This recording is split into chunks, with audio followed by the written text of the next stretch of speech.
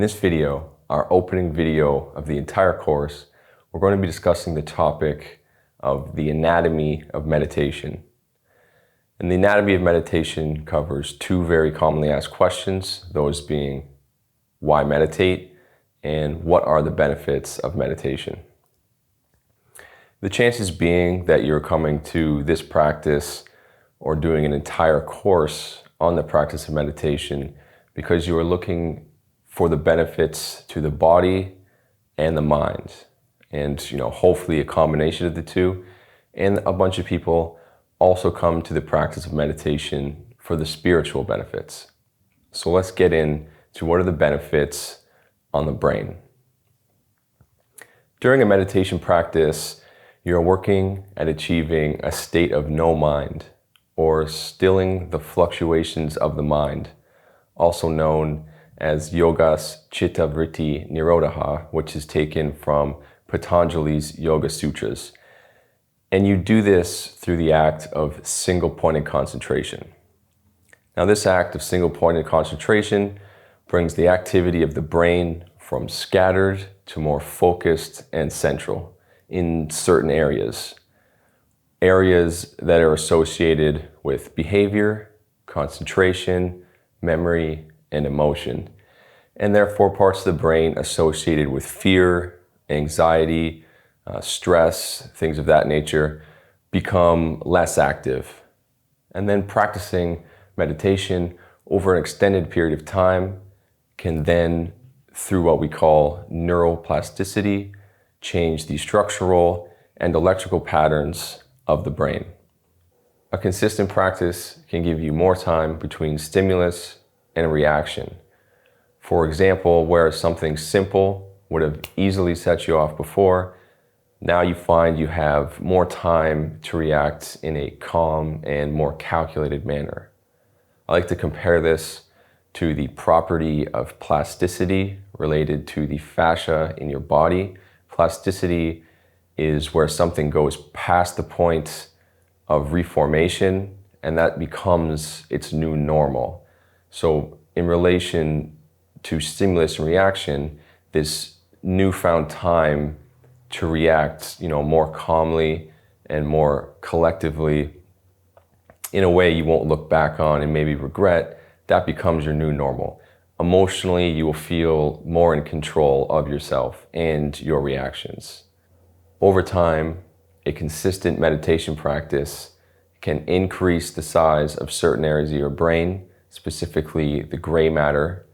It can decrease certain areas of the brain, specifically your amygdala.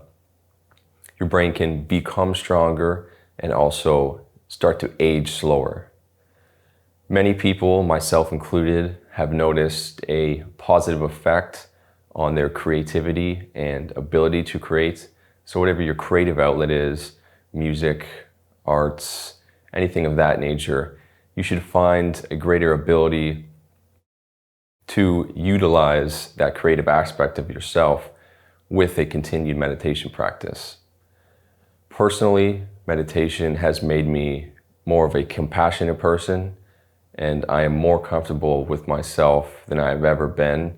I find that anybody I know that practices meditation regularly finds a certain kindness within themselves, just because consistently looking inward really helps you, relate better to yourself and the entire world around you.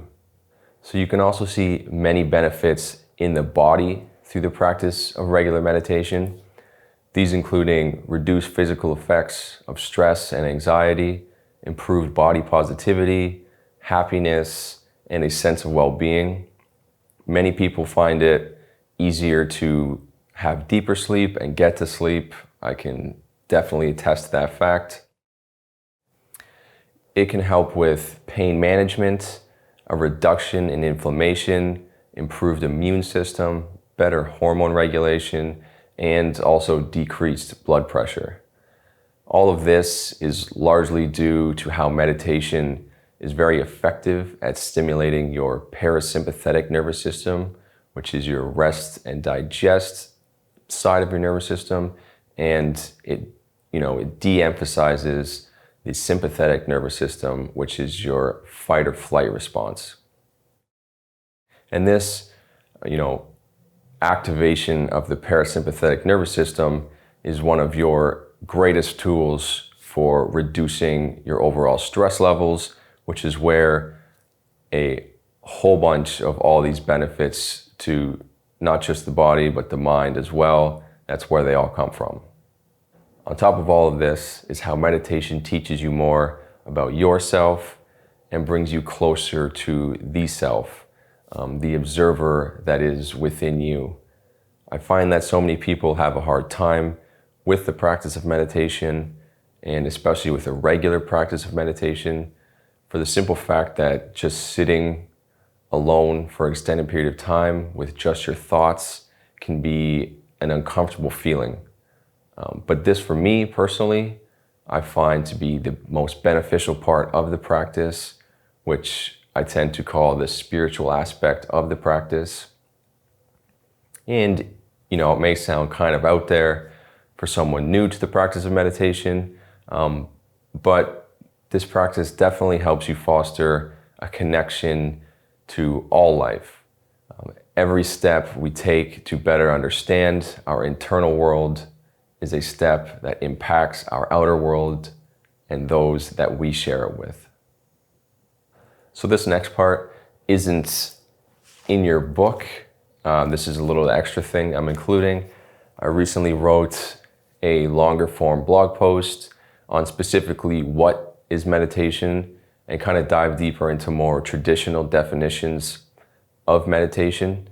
If you want to follow along with this conversation, it's on my website, BradenMcKenzie.com, just under the blog section. So first the question, what is meditation? Commonly, meditation is defined as stilling the fluctuations of the mind, yogas chitta vritti nirodha, like I discussed earlier, or single-pointed concentration, a state of no mind, those definitions. But where do these definitions come from, and is there more to it than that? Here I turn you to the Yoga Sutras of Patanjali. I highly recommend you pick up a copy if you don't have one. And here Patanjali discusses in detail meditation and its practice, the goals, states, things of that nature. We also get the well-known 8 limbs of yoga from Patanjali, 3 of which directly relate to meditation, and those being dharana, dhyana, and samadhi. These last 3 limbs are often studied together and are called samyama or antaratma sadhana, or the innermost quest. So first of the 3, dharana, roughly translates as concentration, and it is fixing the mind on the chosen object of meditation. For example, the breath, a mantra, an image, one of the chakras, something like that. And it is more specifically just described as single-pointed concentration on that object of focus.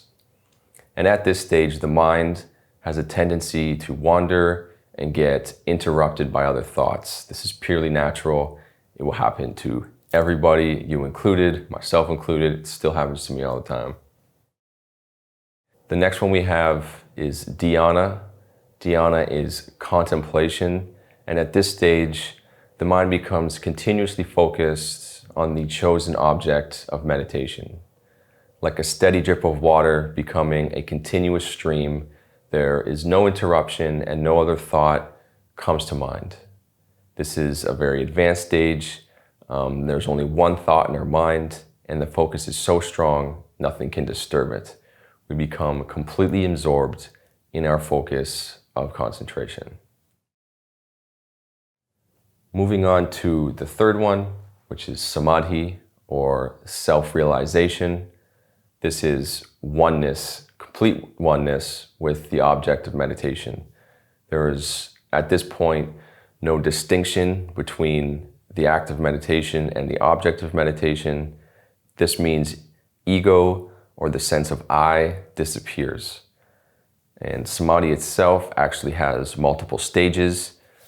First being samprajnata samadhi, meditation with support of an object, and asamprajnata samadhi, which is meditation without an object.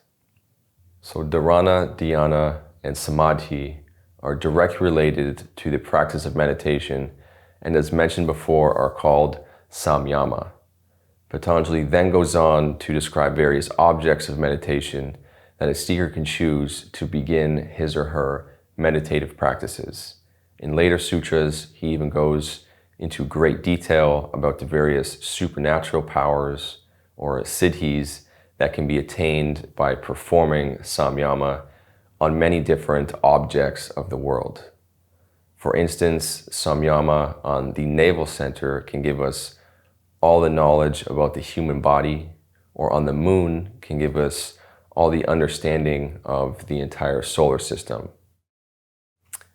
It does sound very fantastical, highly creative, and a rather tempting journey for some, but Patanjali also warns us that all of these siddhis are distractions on the path of yoga, and for a sincere seeker, these are just obstacles in the way of samadhi. Samyama, therefore, is a very critical concept in yoga, as through all the sutras, as we cannot jump directly to samadhi, the three combined dharana, dhyana, samadhi can be called the practice of meditation.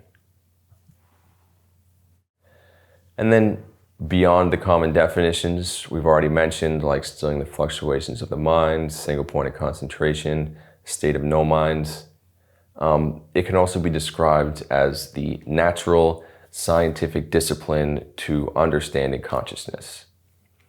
In the Upanishads, these Vedic Sanskrit texts, meditation or nididhyasana is how consciousness was studied. This study was called Brahma Vidya, or the supreme science. This wasn't an intellectual study, but rather a kind of lab science where the mind was both the object and the laboratory. So meditation here is pure concentration on a single interior focus. There is no rumination, reflection, or type of circuitous thinking.